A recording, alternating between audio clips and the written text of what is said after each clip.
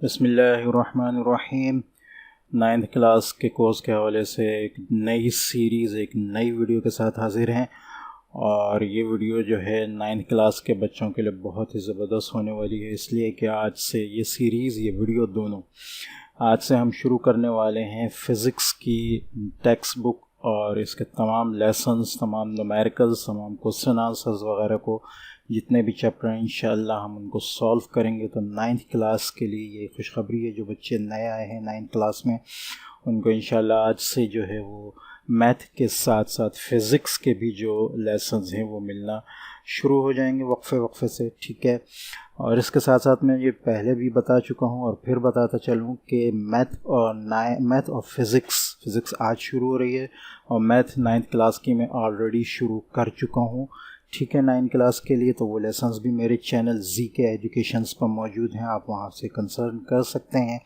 उसके साथ साथ 10th क्लास की न्यू फिज़िक्स और न्यू मैथमेटिक्स जैसे ही आती है तो इंशाअल्लाह हम उसके लेसन्स भी शुरू करेंगे, ठीक है। तो 10th क्लास के बच्चे भी अपने चैनल को सब्सक्राइब करके रखें और जुड़े रहें चैनल के साथ, दूसरों से शेयर करें ताकि कोई भी बच्चा जो है वो किसी भी किस्म की चीज़ से महरूम ना रह सके, ठीक है। तो आपके सामने ये टाइटल पेज खुला हुआ है फ़िज़िक्स की बुक का, 9th क्लास की न्यू फिज़िक्स है। ये पिछले साल ही आई है, ठीक है। आज इस साल इसका दूसरा साल शुरू हो गया है, ठीक है। लास्ट ईयर मैंने बायोलॉजी 9th और बायोलॉजी मैट्रिक दोनों कवर करा दिए हैं, तो वो भी, उसकी प्लेलिस्ट भी आपको मेरे चैनल पर मिल जाएंगी।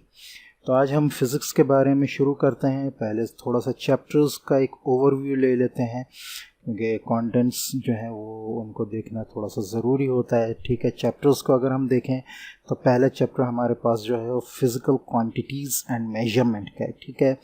असल में फ़िज़िक्स जो है वो बात ही जो है वो कुदरती चीज़ों की मेजरमेंट का नाम है, मैथमेटिकल मेजरमेंट का नाम है। तो ये बहुत ज़्यादा ज़रूरी है कि हमें पहले फ़िज़िकल क्वांटिटीज़ के बारे में पता हो कि वो क्या चीज़ें हैं जिनके ज़रिए हम मुख्तलिफ़ कुदरती चीज़ों को नाप सकते हैं, उनकी पैमाइश कर सकते हैं, और उनके लिए जो मेजरमेंट्स इस्तेमाल होती हैं, पैमाने इस्तेमाल होते हैं, उनका भी जानना बहुत ज़्यादा ज़रूरी है।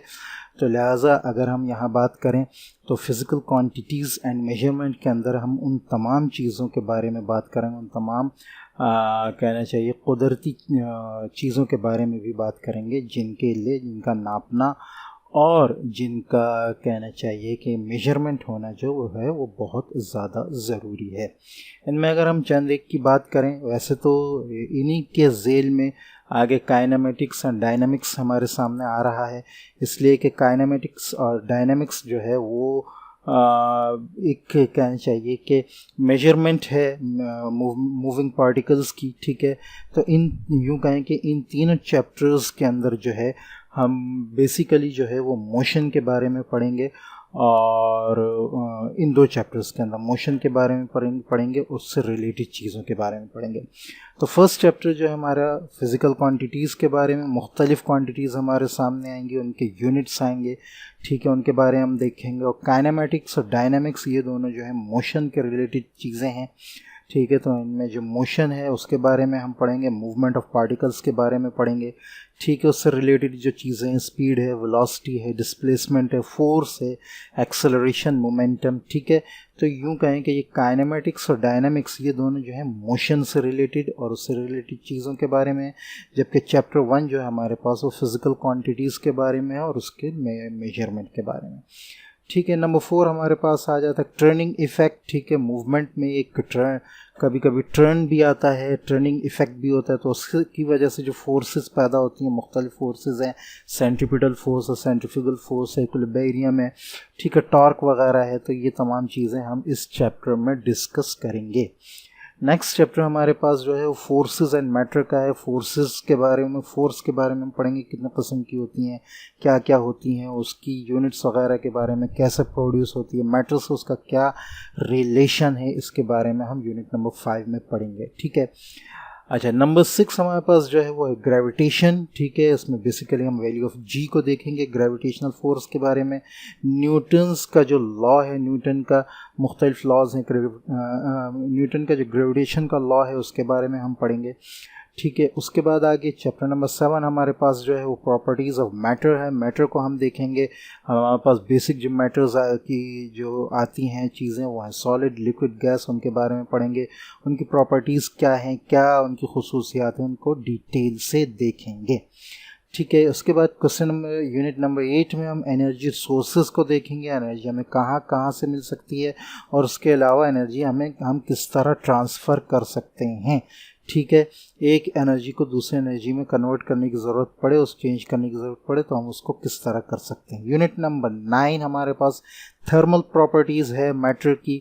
ठीक है, प्रॉपर यानी ये कि गर्मी से टेम्परेचर के लिहाज से जो प्रॉपर्टीज़ हैं, हीट की प्रॉपर्टीज़ हैं, टेम्परेचर की थर्मल प्रॉपर्टीज़ हैं। इसके अलावा थर्मोडायनेमिक्स के बारे में हम इसमें देखेंगे। ठीक है, थर्मोमीटर वगैरह के बारे में हम पढ़ेंगे। तो ये तमाम चैप्टर्स का एक ओवरव्यू आपके सामने आ गया है। ठीक है, तो यहाँ ये चैप्टर्स हो गए। इसके बाद अगर हम देखें तो चैप्टर में हमारे पास फिज़िकल क्वांटिटीज़ एंड मेजरमेंट आ रहा है, तो इसका जो बुनियादी मकसद है वो मैं पहले बता चुका हूँ। आगे हमारे पास जो है ये हमारे लिए बहुत ही ज़्यादा जानना ज़रूरी है कि फ़िज़िक्स क्या चीज़ है, इसलिए कि किसी भी चीज़ को हम पढ़ने जा रहे हैं इससे पहले यूँ कहें कि अगर बच्चे ये कह सकते हैं कि हमने फ़िज़िक्स को पहले पढ़ा नहीं है तो हमें क्या पता कि ये फ़िज़िक्स क्या चीज़ है। तो बेसिकली आप इसको पढ़ते हुए आए हैं, लेकिन एज अ सेपरेट ब्रांच आप 9th क्लास से इसको पढ़ना शुरू करेंगे। ठीक है, तो फिज़िक्स की वजह से कई डेफिनेशंस की जा सकती हैं। ठीक है, लेकिन यहाँ एक डेफिनेशन आपके सामने लिखी है, physics is the branch of science which observes the nature, represents it mathematically and conclude with the experiment. ठीक है, तो बेसिकली यहाँ सबसे पहले जो बात की गई है, फिज़िक्स वो ब्रांच है साइंस की। साइंस से मुराद क्या है?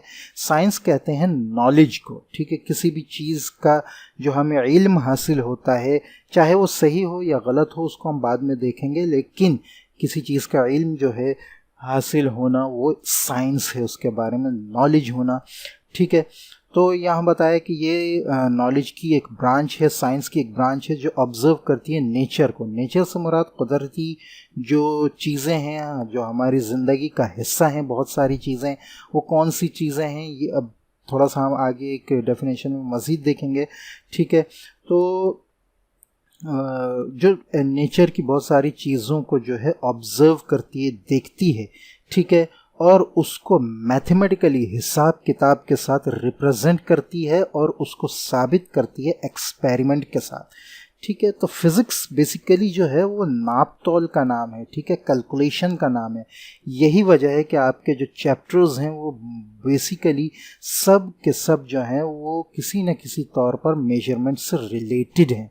ठीक है, अगर हम फिजिकल क्वांटिटीज़ की बात करें तो उसमें ऑलरेडी हमारे पास मेजरमेंट आ रहा है। काइनेमेटिक्स एंड डायनामिक्स की बात करें तो वो मूविंग पार्टिकल्स जो होते हैं, मूवमेंट ऑफ पार्टिकल्स को कैलकुलेशन का नाम है।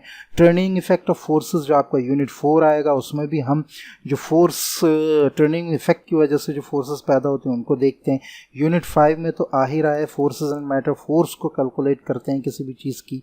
ठीक है, ग्रेविटेशन से भी एक फोर्स पैदा होती है जो कि यूनिट 6 में हमारा जिक्र होगा, तो उसकी भी हम कैलकुलेशन सीखेंगे। प्रॉपर्टीज़ ऑफ मैटर हम इसीलिए जानना चाहते हैं क्योंकि हमें उनकी मुख्तलिफ प्रॉपर्टीज़ को कैलकुलेट करना है। यही यूनिट 8 और यूनिट 9 थर्मल प्रॉपर्टीज़, ताकि हम टेम्परेचर को कैलकुलेट कर सकें। ठीक है, तो बेसिकली फ़िज़िक्स जो है वो नेचर की चीज़ों को, कुदरती चीज़ों को कहना चाहिए कि नाप तोल का नाम है और फिर उसको एक्सपेरिमेंट के ज़रिए सही साबित करने का नाम है। ये आपके सामने एक डेफिनेशन आ गई है। ठीक है, अगर हम फिज़िक्स की दूसरी डेफिनेशन लें, ठीक है, तो ये डेफिनेशन आपके सामने आ रही है। ठीक है, physics it is a branch of physical science. ठीक है, फिज़िकल साइंस से मुराद ये कि अच्छा, इसको हम आगे डिस्कस करते हैं। In which we study about properties and interaction. हम पढ़ते हैं प्रॉपर्टीज़ के बारे में और उनके इंटरेक्शन के बारे में बिटवीन मैटर एंड एनर्जी। ठीक है, मैटर है, ठीक है, जिसको हम सॉलिड, लिक्विड, गैस बेसिकली ज़्यादातर हम कहते हैं। इसके अलावा भी स्टेट्स हो सकती हैं, लेकिन अभी हम फिलहाल इन्हीं तीनों को डिस्कस करेंगे और उनके अंदर जो एनर्जी पैदा होती है उसके इंटरेक्शन को जो है वो हम डिस्कस करेंगे। ठीक है, तो इसको डिस्कस करने की भी वजह यही है कि मूवमेंट ऑफ पार्टिकल्स होते हैं एनर्जी की वजह से। अच्छा, यहाँ एक चीज़ इन्होंने मज़ीद बढ़ाई है, वो है फिज़िकल साइंस। ठीक है, हमने जो पिछली जो हमारी ये वाली जो क्या नाम है डेफिनेशन है, इसमें ब्रांच ऑफ साइंस है। फिज़िकल साइंस से मुराद ये कि अगर हम कहें कि साइंस की कितनी ब्रांचेस हैं, तो साइंस की बेसिकली दो ब्रांचेस हैं, एक फिज़िकल साइंस, एक बायोलॉजिकल साइंस। ठीक है, तो फिज़िकल साइंस जो है वो नॉन लिविंग थिंग्स के बारे में होती है, और बायोलॉजिकल साइंस जो है वो लिविंग थिंग्स के बारे में होती है, जिसको हम बायोलॉजी में डिस्कस करते हैं। ठीक है, तो फिज़िक्स जो है वो मोस्टली लिविंग थिंग्स से हटकर जो नेचर में जो प्रॉपर्टीज़, जो इंटरेक्शंस हैं नॉन लिविंग थिंग्स के, उनको हम डिस्कस करते हैं, और यही वजह है कि इसको फिज़िकल साइंस की जो है वो ब्रांच का है। ठीक है, तीसरी चीज़ हमारे सामने आ रही है वो ये कि फ़िज़िक्स डिराइव हुआ एंशियंट ग्रीक वर्ड से, जिसको हम फिजिकोस कहते हैं। ठीक है, और इसका मतलब है नॉलेज ऑफ नेचर, यानी नेचर का इल्म। ठीक है, कुदरत का इल्म। तो ये तीनों प्रॉपर्टीज़ और तीनों जो डेफिनेशंस हैं या ये के डेरिवेशंस हैं, वो एक दूसरे से इंटरेक्ट करती हैं। तो अगर आपसे डेफिनेशन पूछी जाए फिज़िक्स की, तो आप इन तीनों को लिख सकते हैं। ठीक है, अच्छा, यहाँ जो तमाम चीज़ें बताई हैं वो आलमोस्ट यही चीज़ें हैं जो हम इन तीनों डेफिनेशंस में देख चुके हैं। इसको मज़ीद डिटेल्स के साथ हम आगे देखेंगे, जो हमारे सामने आगे ये ब्रांचेस ऑफ फिज़िक्स आएंगी। ठीक है, अच्छा जी, तो यहाँ तक हमारे पास जो है, यूँ कहें कि हमने फ़िज़िक्स का इंट्रोडक्शन ले लिया। फ़िज़िक्स जो चैप्टर्स हैं हमारे, उनके बारे में हमने जान लिया है कि कौन कौन से चैप्टर आने वाले हैं। आगे हम जो देखने वाले हैं इसको हम देखेंगे, वो हैं मेन ब्रांचेस ऑफ फ़िज़िक्स। ठीक है, अच्छा, अगर the main branches of physics की अगर हम बात करें, तो सबसे पहले हमारे पास है मैकेनिक्स। ठीक है, मैकेनिक्स यहाँ लिखा भी है, this branch of physics is mainly concern with the laws of motion, यानी मूवमेंट को जो है वो बेसिकली ये कंसर्न करता है, मूवमेंट, पार्टिकल मूवमेंट्स को। ठीक है, और ग्रेविटेशन भी चूँकि मूवमेंट पैदा करती है, तो उसको भी यहाँ डिस्कस किया जाता है।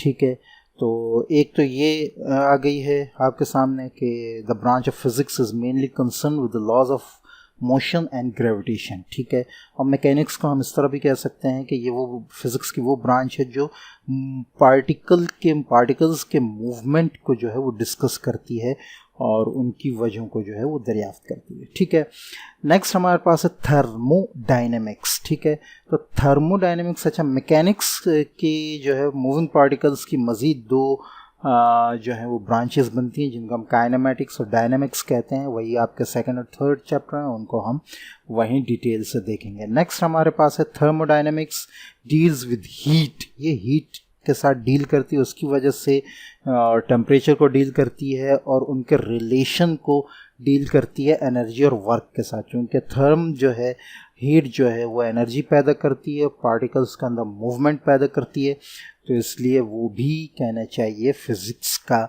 कहना चाहिए कि नज़र में एक उसके लिए अहमियत का हामिल है।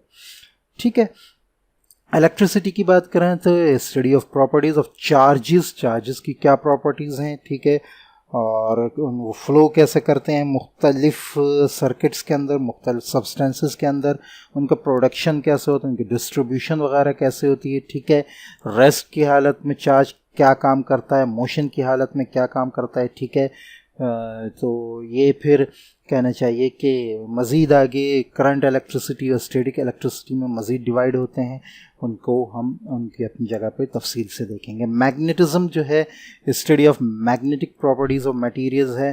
ठीक है, मैग्नेट की ये खुसूसियत है कि वो तीन मेटल्स को ख़ास तौर पे निकल, कोबाल्ट और आयरन को जो है वो अपनी तरफ खींचता है। तो जिस सब्सटेंस के अंदर ये खुसूसियत हो कि वो निकल, कोबाल्ट और आयरन को जो है अपनी तरफ खींचे, वो मैग्नेट है, और उसकी ये खींचने वाली ताकत जो है वो मैग्नेटिज़म कहलाती है। फिज़िक्स में ये कंसर्न इसलिए होती है क्योंकि ये भी एनर्जी और मोशन पैदा करती है। ठीक है, आगे हमारे सामने जो है वो एटॉमिक फिजिक्स आ रहा है। Atomic physics deals with composition structure of properties of matter, ठीक है। कंपोजिशन को एटम के डिस्कस करता है, स्ट्रक्चर को डिस्कस करता है, ठीक है, और उनकी प्रॉपर्टीज़ को डिस्कस करता है।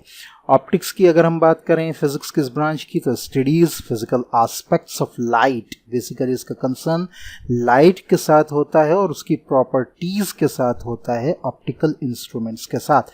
ऑप्टिकल इंस्ट्रूमेंट्स के साथ वो इंस्ट्रूमेंट्स जो लाइट से रिलेटेड करते हैं, जैसे लेंस वगैरह, ठीक है, माइक्रोस्कोप वगैरह, टेलीस्कोप वगैरह, XYZ, ठीक है। साउंड की अगर हम बात करें तो साउंड भी एक ब्रांच है फिज़िक्स की, जिसमें हम साउंड की जो है is the study of production, properties and application of sound waves.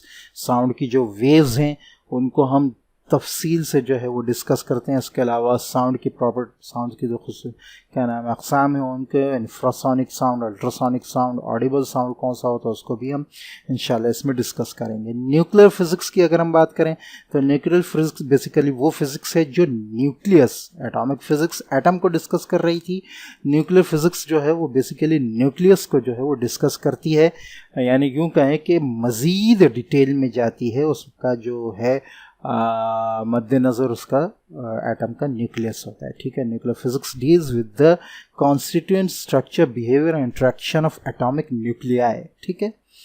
हाँ, ये भी कह सकते हैं हम कि सिर्फ एक न्यूक्लियस नहीं बल्कि एक न्यूक्लियस दूसरे न्यूक्लियस के साथ किस तरह इंटरेक्शन करता है, इसको भी हम इसमें देखेंगे। पार्टिकल फिजिक्स जो है, पार्टिकल फिजिक्स, इसके अलावा जो है हमने एटॉमिक फिजिक्स देखा, न्यूक्लियर फिजिक्स देखा, इसके अलावा भी एटम के पार्टिकल्स हैं, उन पार्टिकल्स को स्टडी करने का नाम जो है वो पार्टिकल फिजिक्स है।